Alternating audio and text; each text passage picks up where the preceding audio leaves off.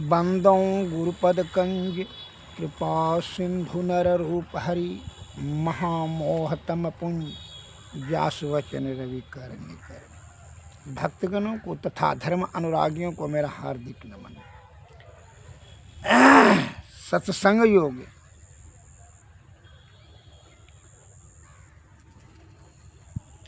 ब्रह्मांड पुराण उत्तर गीता में बताया भगवान श्री कृष्ण के जो मुखारबिंद से निकला है वही शब्द देशवासियों के समक्ष प्रस्तुत कर रहा हूँ, ध्यान से सुने।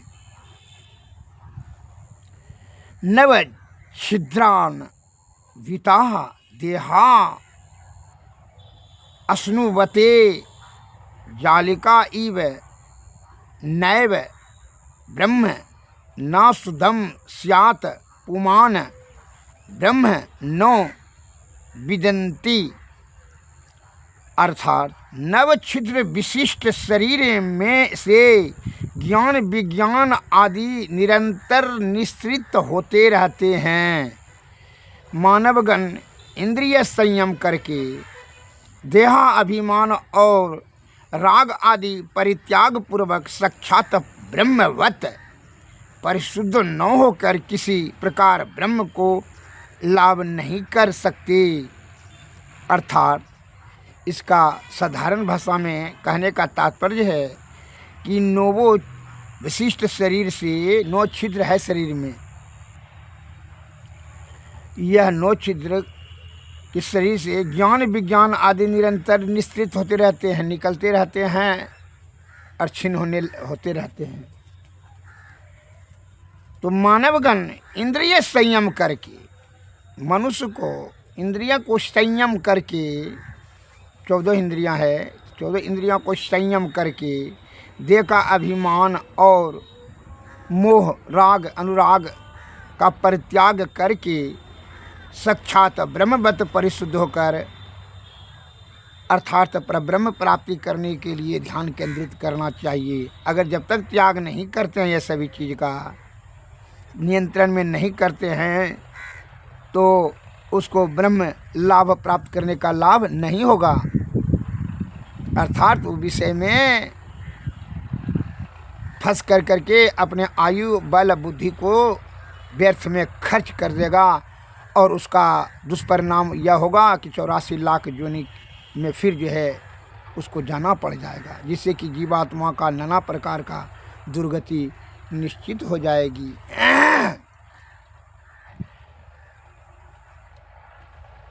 आप कतनो बुद्धिमान आदमी हैं, विद्वान हैं, लेकिन जब आपके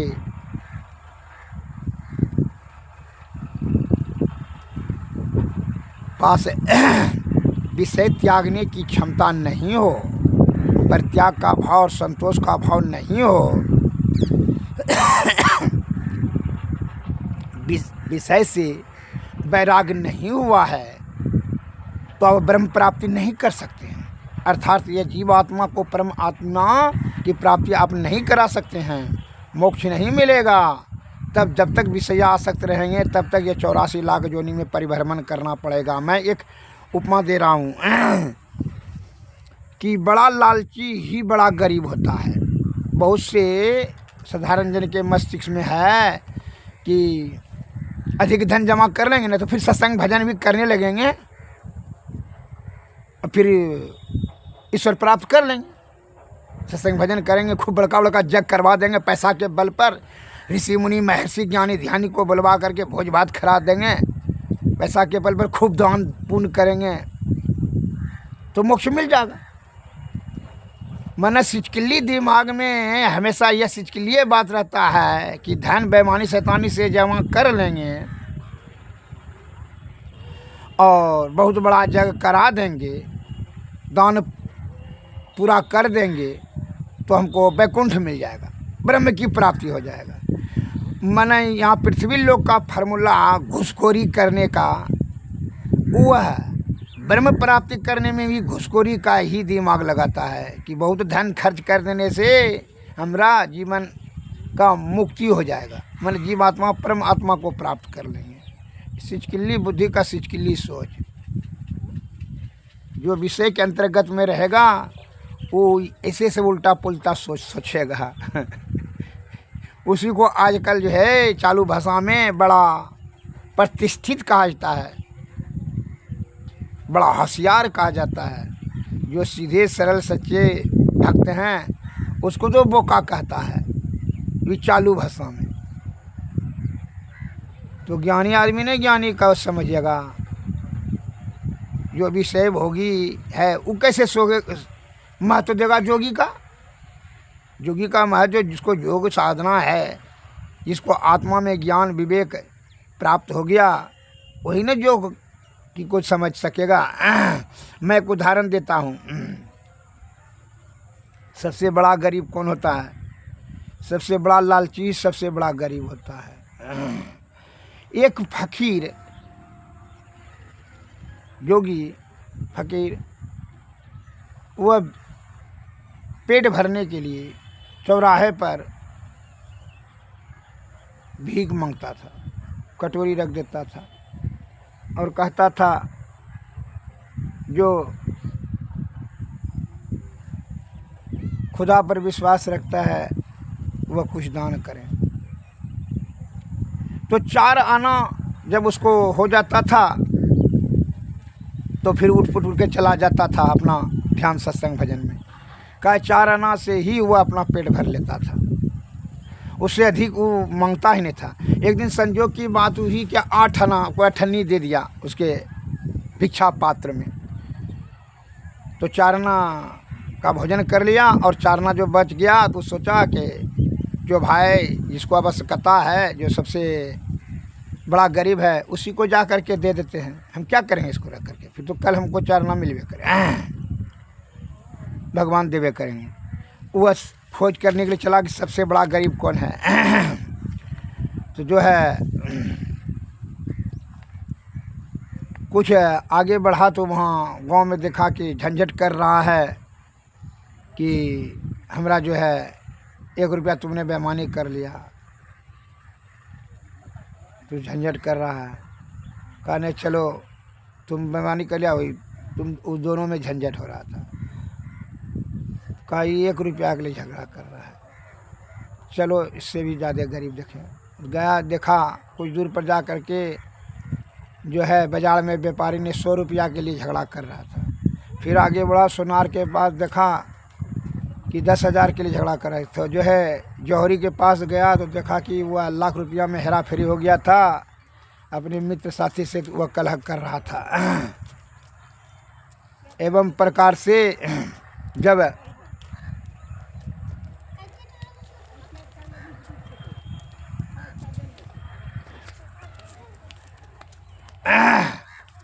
तो आगे बढ़ा तो देखा कि एक राज दरबार में बढ़ते बढ़ते राज दरबार में गया तो राजा के यहाँ देखा कि राजा ने अपने मंत्री सबसे मंत्रणा विचार विमर्श कर रहा था कि दूसरे राज्य पर चढ़ाई कर करके उसको राज को ध्वस्त पस्त कर देंगे, सभी को राजा को जो है ना काट मार देंगे और जो है उसका सभी राज का संपत्ति हड़प लेंगे, धन ले लेंगे, अपने राज में मिला लेंगे, सब उसका संपत्ति लूट लिया जाएगा खजाना का। तो इस प्रकार से विचार कर रहा था। तो वो फकीर ने मन में विचार किया कि इससे बड़ा गरीब कौन है कि यह संपत्ति के लिए, धन के लिए महापाप करने जा रहा है। कितना नरसंहार करेगा, जान माल का जो क्षति करेगा, मारेगा, काटेगा, कितना हत्या करेगा और करवा देगा। इससे बड़ा गरीब कौन है ये चंद सोना चांदी के लिए। उसके मुंह पर वह चवन्नी फेंक करके कहा कि राजा लो इसको, तू सबसे बड़ा गरीब है। कहा ये क्या तरीका है, क्योंकि तुम सबसे बड़ा गरीब है। हम सोचे गरीब का खोज कर रहे थे, लेकिन तुमसे गरीब कौन है कि जो है पैसा के लिए तुम कितना खून हत्या का महापाप करने जा रहा है।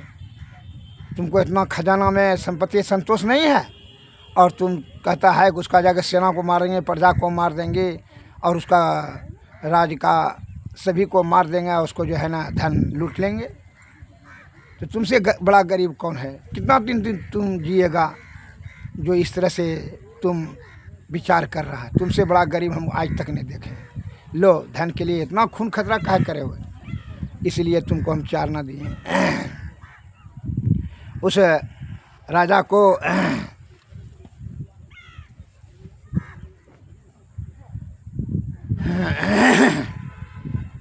तो राजा चकित हो गया उसका महात्मा जी का बात सुन करके, और उसको ज्ञान में, आत्मा में ज्ञान हुआ कि सही कहना है, इतना महापाप हमको पर्सनली लेने का क्या ज़रूरत है, यह धन छीनने के लिए, जो कि कर्मचारी उमचारी मंत्री और सभी जो है वह धन से ऐश मौज करेगा और हमको पाप करने की क्या ज़रूरत है।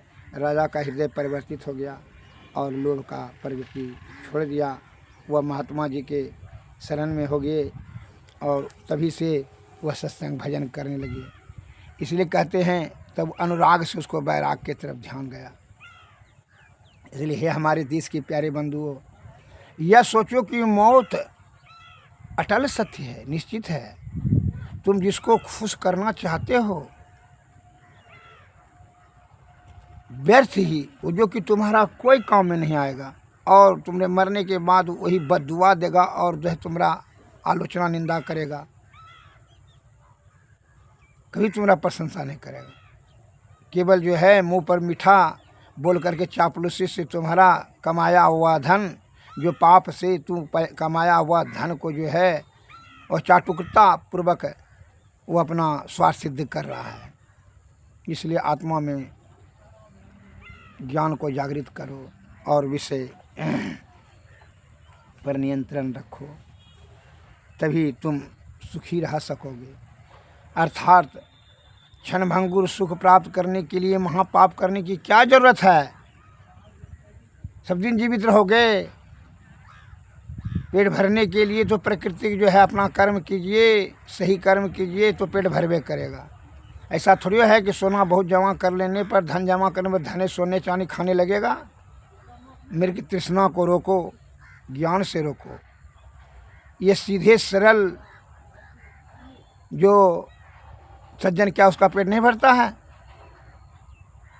तुम करोड़पति हो या राजा हो, तुम्हारा मौत नहीं होता है, तुमको बीमारी बड़ा नहीं होता है। सबसे बड़ा बीमारी तो तुम्ही को हो जाता है, और जो सीधे साधे भोले भाले सज्जन हैं उसको तो जटिल और कठिन बीमारी नहीं होता है।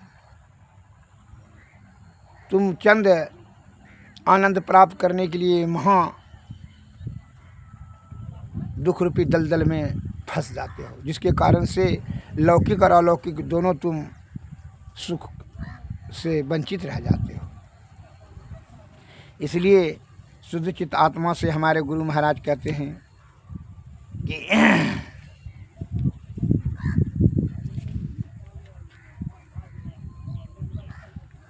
कि इस समय का जो प्रकृति ने बड़ी कृपा कर करके यह आपको आयु रूपी समय दिया, बल दिया, विवेक दिया, उससे कार्य करो और सद्गति की प्राप्त करने के बारे में जीते जी ही अभी से प्रारंभ कर दो। और जब तक तू विषय का परित्याग नहीं करेगा, राग अनुराग से वैराग की तरफ नहीं बढ़ेगा, तब तक तुमको वास्तविक ज्ञान नहीं हो सकता है। एक सेठ जी ने कहा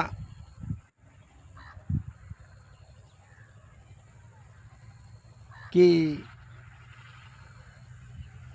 हम 7 पीढ़ी तक तो पैसा जमा कर दिए हैं, लेकिन 8वां पीढ़ी क्या खाएगा।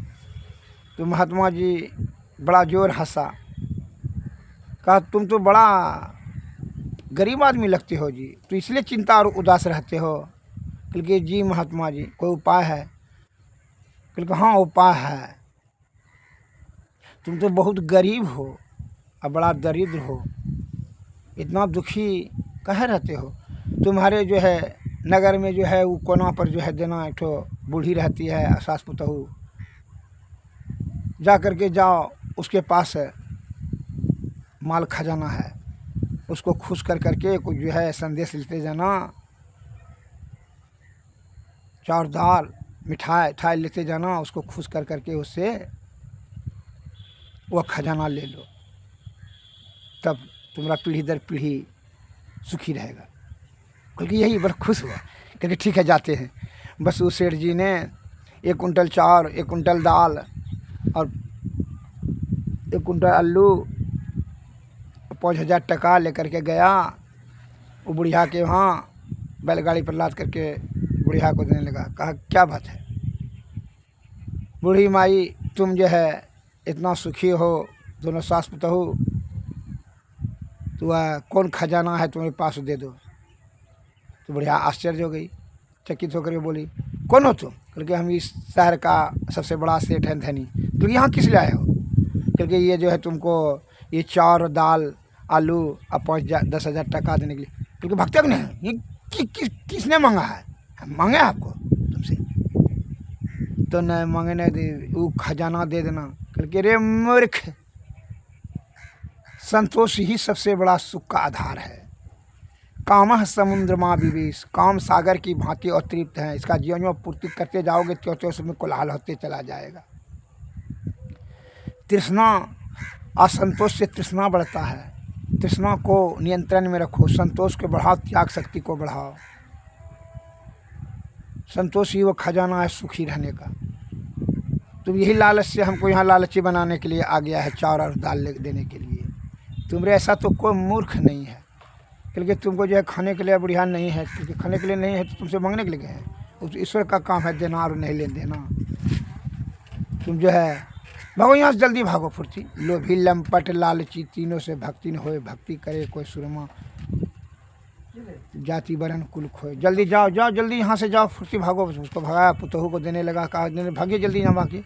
यहाँ लालच का जो है मैं फांसा कर करके दुख रूपी दलदल में धकेलना चाहते हो लालची सेठ। उसने वहाँ डांट लगा तो वहाँ से तब वह निराश होकर के तब कहा कि सही उसको ज्ञान हुआ कि संतोष से कितना सास पुतहू दोनों मगन थी रोटी और ठंडा पानी पी करके, और खपड़े का छौनी और मिट्टी का मकान। कितना सुखी पूर्वक ध्यान भजन करती थी और सत्संग करती थी। उसके सुख से इसको ज्ञात हुआ कि सुख कहीं और नहीं है। त्याग शक्ति को बढ़ा दिया जाए, संतोष प्राप्त किया है। इसलिए विषय जो है न विष सबसे बना है। इससे नाना प्रकार का दुख ही होगा, सुख तो होगा ही नहीं। इस प्रकार सेठ जी को ज्ञान हुआ, तब जो है उसने त्याग शक्ति बढ़ाया, सत्संग भजन करने लगा और संतोष को ग्रहण किया। तब उसको सुख की अनुभव होने लगा। सत्संग भजन करने से महात्मा जी की बात में उनकी शब्द की गंभीरता को समझते हुए वो समझ लिया कि अब तो सही कहना है महात्मा जी का। अब तो 4-5 बरस का तो है खेल है, और इतना जो है बेईमानी से, शैतानी से, छल कपट परपंच आडंबर पाखंड से जो धन जमा किए हैं, ये तो नौकरे चाकरे मुंशी दीवान सारे सिपाही हमरा खाते रहेगा। और हमने पाप को जमा कर लिया है, उसको सही सद्बुद्धि हुआ। श्री सद्गुरु महाराज की जय। इसलिए गुरु महाराज ने कहते हैं कि तुम सही समय का जो है सदुपयोग करो। यह अनमोल आयु का क्षण क्षण पल पल, गुरु महाराज कहते हैं आयु बहुत कम है रे, मौत तू तीव्र गति से मौत की तरफ बढ़ रहे हो। क्षण क्षण पल पल समय सिरावई, नर्तन दुर्लभ फिर नहीं पावई। धन जन परिजन सहित अपन तन सब छाड़ी, जेहू काम अंत न आवई। क्षण क्षण पल पल समय सिरावई, नर्तन दुर्लभ फिर नहीं पावई।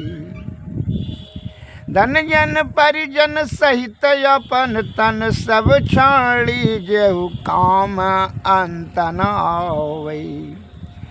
दुर्लभ मानुष तन करिए गुरु भजन, बिना रे भजन व्यर्थ जन्म न सावई। नर्तन दुर्लभ फिर नहीं पावई, क्षण क्षण पल पल समय सिरावई।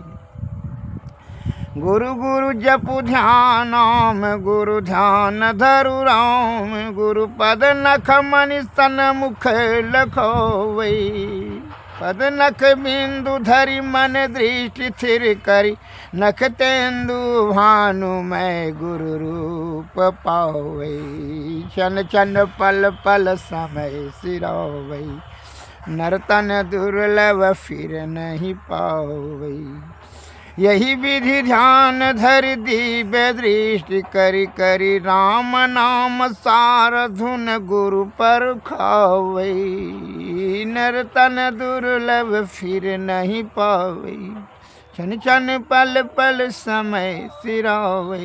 गुरु ही सो शब्द रूप शांति प्रदो, अनूपम ही यही विधि गुरु भज मोक्ष पावै, नर्तन दुर्लभ फिर नहीं पावै, क्षण क्षण पल पल समय सिरावै।